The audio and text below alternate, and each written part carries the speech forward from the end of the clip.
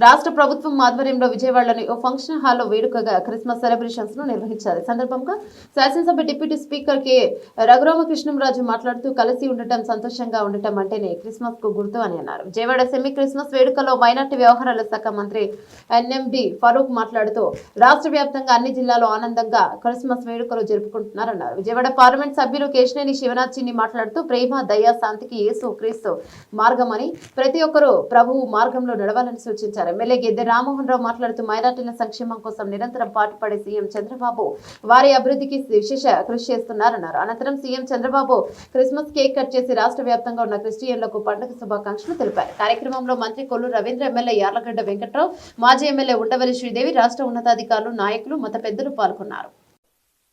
మొట్టమొదటిసారిగా నేను సమైక్య ఆంధ్రప్రదేశ్లో ముఖ్యమంత్రిగా ఉన్నప్పుడు గవర్నమెంట్ తరపున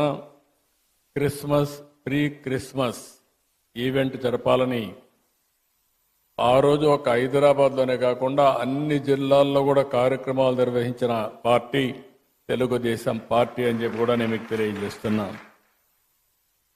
ఎప్పుడు కూడా నేను ఒకటే ఆలోచిస్తాను, మైనారిటీ వర్గాల సంక్షేమానికి భద్రతకు ఎప్పుడూ నేను అండగా ఉంటాను.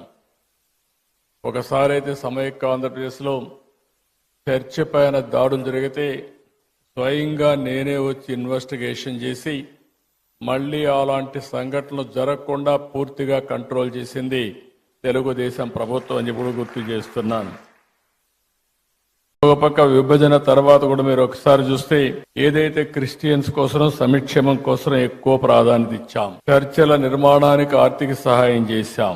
ఇంకొక పక్క మీరు చేస్తున్నటువంటి సేవలకు సహకారంగా ఉండాలని క్రైస్తవ సంస్థలకు ఒక్కొక్క సంస్థకి 10 లక్షల రూపాయల ఆర్థిక సహాయం చేసి మిమ్మల్ని ప్రోత్సహించాం. గుంటూరులో మీరు చూస్తే క్రిస్టియన్ భవనం కోసం 2 ఎకరాల భూమిని కేటాయించడమే కాకుండా ఆ రోజు 10 కోట్ల రూపాయలు ఖర్చు పెడితే కంప్లీట్ కాని బిల్డింగ్ ని కంప్లీట్ చేయాలని 5 సంవత్సరాలు ఆలోచించలేదు.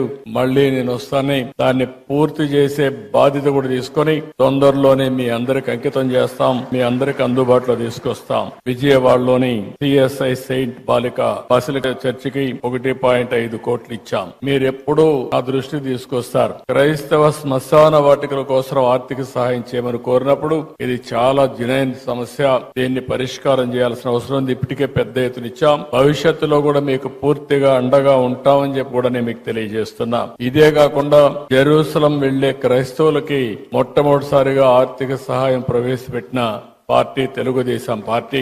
ఆ విధంగా కూడా మనం ముందుకు పోయాం. ఇంకొక పక్క క్రైస్తవ విద్యార్థుల సంక్షేమం కోసం ప్రీ మెట్రిక్ స్కాలర్షిప్లు గాని, పోస్ట్ మెట్రిక్ స్కాలర్షిప్లు గాని, ట్యూషన్ ఫీజు అంతా కూడా రీఎంబర్స్మెంట్ చేయడం గాని ఇవన్నీ చేశాం. ఈ రోజు ఇలాంటి కార్యక్రమాలు 1, 2 కాదు చాలా కార్యక్రమాలు చేసి మనం ముందుకు పోయే పరిస్థితికి వచ్చాం.